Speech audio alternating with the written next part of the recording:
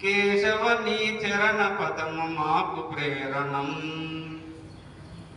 మా మనసుల మంచి పెంచు దివ్య బోధనం. కేశవ నీ చరణ పదము మాకు ప్రేరణం. పేదరికం నీ సన్నిధి, విశ్వాసము నీ పెన్నిధి. ఇంత బయట అనుకూలత కానరాని కాల విధి. శూన్యమునే సాధనముగా బ్రహ్మాండము సృజించిన. శూన్యమునే సాధనముగా బ్రహ్మాండము సృజించిన. కేశవ నీ చరణ పదము మాకు ప్రేరణం. మా మనసుల మంచి పెంచు దివ్య బోధనం. కేశవ నీ చరణ పదము మాకు ప్రేరణం. వ్యక్తినిష్ట ఇష్టపరక తత్వనిష్ట తంత్రమిచ్చి. సర్వరూపి సంఘరూపి నీవైల నిలచినావు. నీ దీక్షను పూనితమిక దీవెనలందియుమయ్యా. నీ దీక్షను పూనితమిక దీవెనలందియుమయ్యా. కేశవ నీ చరణ పదము మాకు ప్రేరణం. మా మనసుల మంచి పెంచు దివ్య బోధనం. కేశవ నీ చరణ పదము మాకు ప్రేరణం.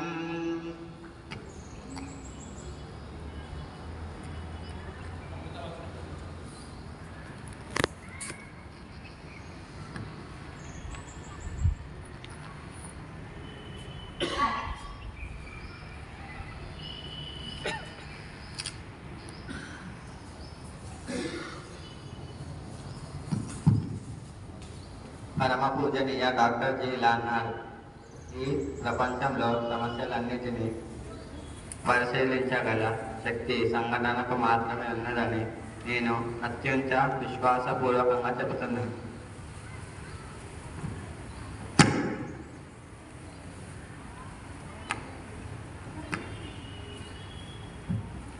ఈరోజు మన కార్యక్రమంలో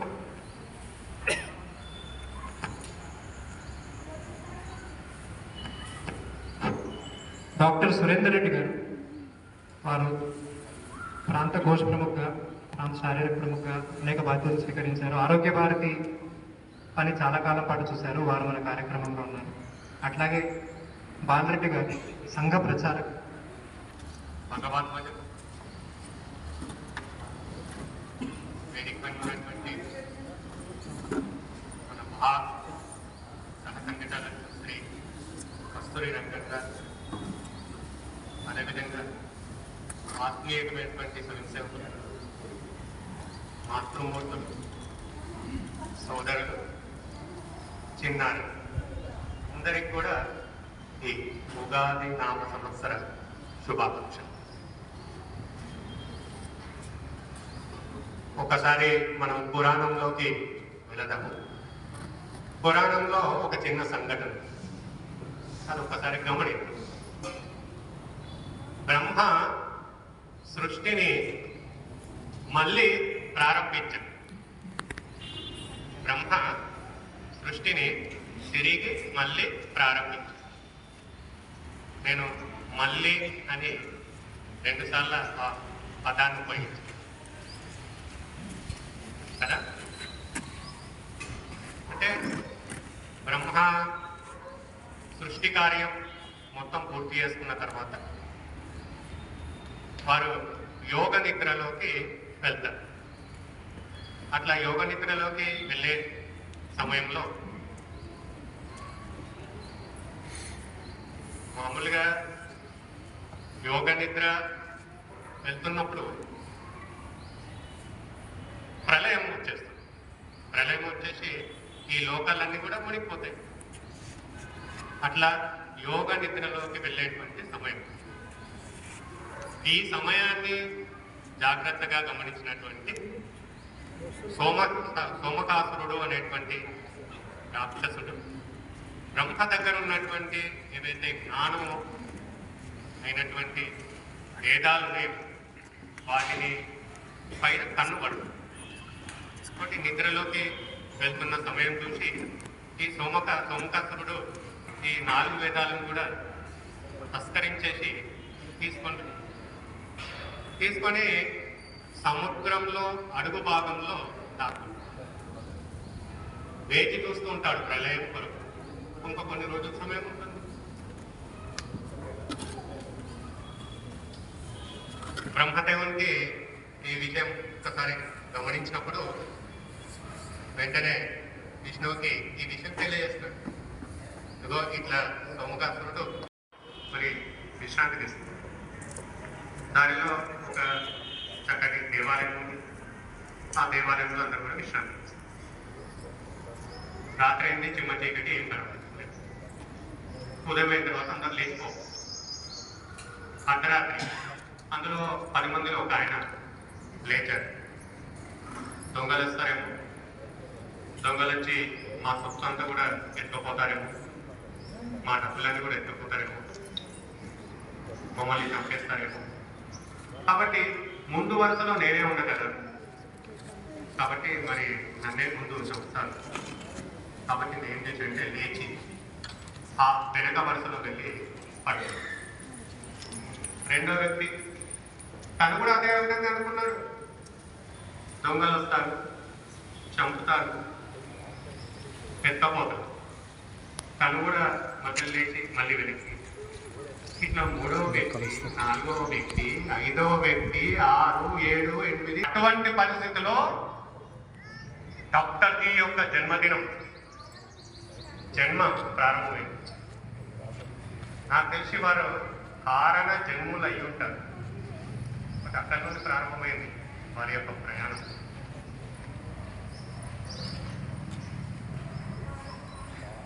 BBC మీ అందరికీ తెలుసు. కొన్ని దశాబ్దాల కింద అది చాలా ఫేమస్ న్యూస్ ఛానల్. దాంట్లో ఒక క్విజ్ జరిగింది. ఆ క్విజ్లో అడుగుతారు, ప్రపంచంలో అతిపెద్ద స్వచ్ఛంద సేవా సంస్థ ఏది?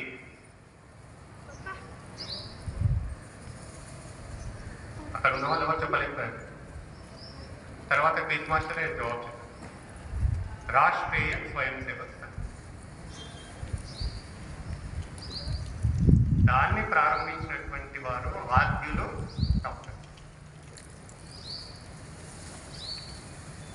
మామూలుగా డాక్టర్ జీ యొక్క జన్మ శతాబ్ది, సంఘ జన్మ శతాబ్ది కాదు, డాక్టర్ జీ యొక్క జన్మ శతాబ్ది 1889 కాదు, మొన్న 1989. దానికి సంబంధించినటువంటి చెన్నైలో ఒక కార్యక్రమం, పెద్ద కార్యక్రమం, ముఖ్యమైనటువంటి కార్యక్రమం.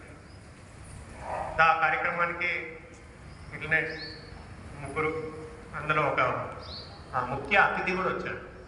వారు ఒక ప్రముఖమైనటువంటి జ్ఞాని. వారు కూర్చున్నారు, చూస్తున్నారు కార్యక్రమం. వారు కూడా జనరల్గా మనం ఏం చేస్తారంటే ముఖ్య అతిథికి ఒక 5 నిమిషాలు మాట్లాడాలి మాట్లాడతారు. వాళ్ళు కూడా పిలిచాము, రానట్టున్నారు. అట్లా వారు కూడా మాట్లాడారు. ఒక 5 నాకు స్వామి వివేకానంద తెలుసు. వారిని నేను కళ్ళతో చూడలేదు. వారి ప్రసంగాలు నేను వినలేదు, కానీ వారి యొక్క సాహిత్యం చదువుతాను. చాలామంది చదువుతాం, చిన్నపిల్లలు కూడా స్వామి వివేకానంద సాహిత్యం అంటే ఇన్స్పిరేషన్. కాబట్టి ఆ సాహిత్యం యొక్క ప్రభావం నాపై చాలా ఉంది అని చెప్పాను. తర్వాత నేను గాంధీజీని చూడలేదు, కానీ గాంధీజీ యొక్క ప్రసంగాలు నేను విన్నాను. వాటి యొక్క ప్రభావం నాపై చాలా ఉంది. నేను ఇప్పుడు సంఘ కార్యక్రమంలో ఉన్నాను. వారు చెప్తున్నాను, సంఘ కార్యక్రమంలో మాట్లాడుతున్నాను. ఈ సంఘ స్థాపించినటువంటి వ్యక్తి ఎవరైతే ఉన్నారో వారిని నేను చూడలేదు, అంటే డాక్టర్ జీ. వారి ప్రసంగాలు నేను వినలేదు, వారి సాహిత్యం కూడా నేను చదవలేదు. కానీ ఈ భవ్యమైనటువంటి కార్యక్రమాన్ని చూస్తుంటే సంఘ అంటే ఏమిటి, సంఘం యొక్క సంఘటన యొక్క కర్తృత్వశీలత అంటే ఏమిటో నాకు స్పష్టంగా అర్థమవుతుంది. అది పరం పూజనీయ డాక్టర్ జీ. నేను తెలియకపోయినా మనల్ని చూసి డాక్టర్ జీ కార్యక్రమాన్ని చూసి డాక్టర్ జీని అర్థం చేస్తాం.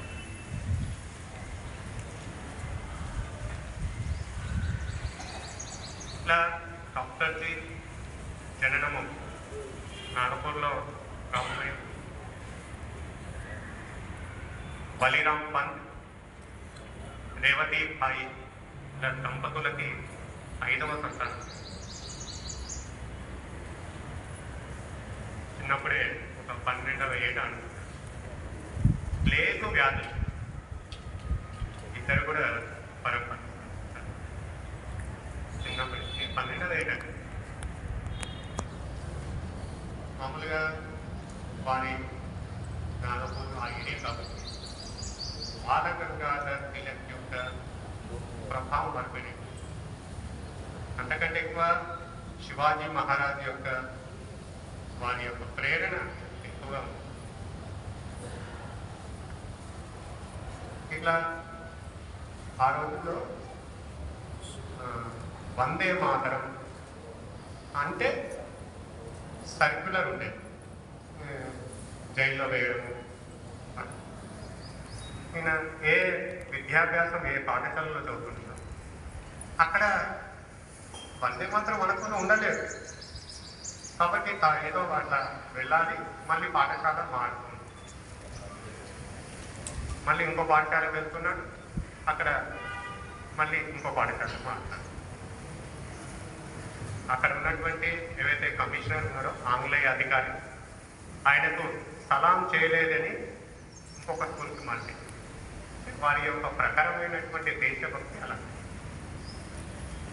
అట్లా చివరికి నాగపూర్ నుండి యావత్ మనలో ఉన్నటువంటి రాష్ట్రీయ విద్యా కేంద్రంలో వారి యొక్క మెట్రికులేషన్ పూర్తి చేస్తారు.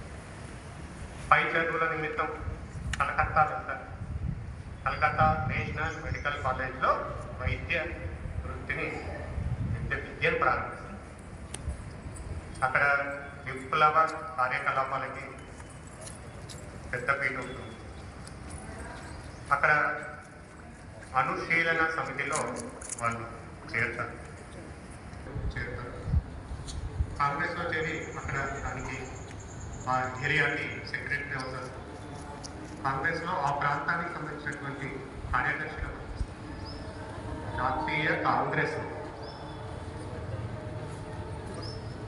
మీరు అమృత్సర్ సమావేశాలకు వెళ్ళి అక్కడ వెళ్ళి వస్తారు.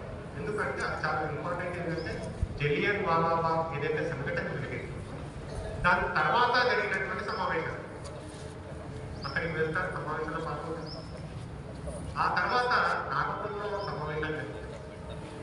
ఒక 1500 మంది ప్రముఖమైనటువంటి కాంగ్రెస్ నాయకులు, ఒక 30,000 మంది కాంగ్రెస్ బాధ్యత కలిగేవారు, ఇతరత్ర సామాన్య ప్రజలు ఇద్దరు కూడా ఒక 25-30,000 మందికి, ఒక 50,000 మందికి బస చేయడానికి, భోజన వసతి చేయడానికి వచ్చి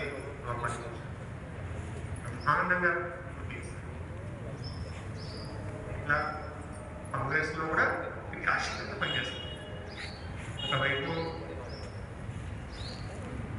మహాత్మా గాంధీ, బాల గంగాధర్ తిలక్ వీళ్ళు పనిచేస్తుంటారు.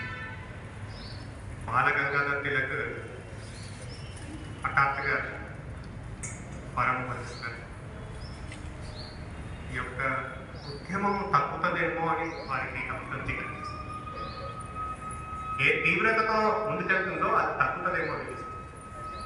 అట్లా ఊహించడం కూడా డాక్టర్ జీ.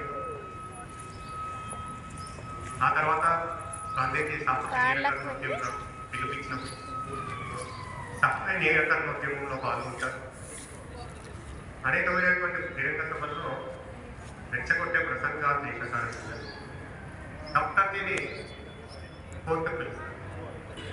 ఏమైంది, ఏం మాట్లాడాలో ఏంటి అని అడిగితే అవును నేను మాట్లాడాను, కానీ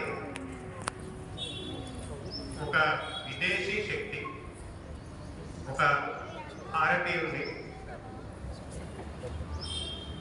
అరెస్ట్ చేయడం అంటే ఈ దేశాన్ని గొప్పదానాన్ని అవమానించినట్లే అని.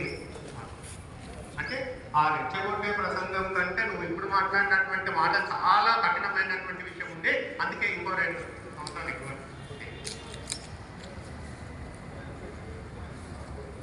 కాబట్టి జైలు శిక్ష అనుభవిస్తారు.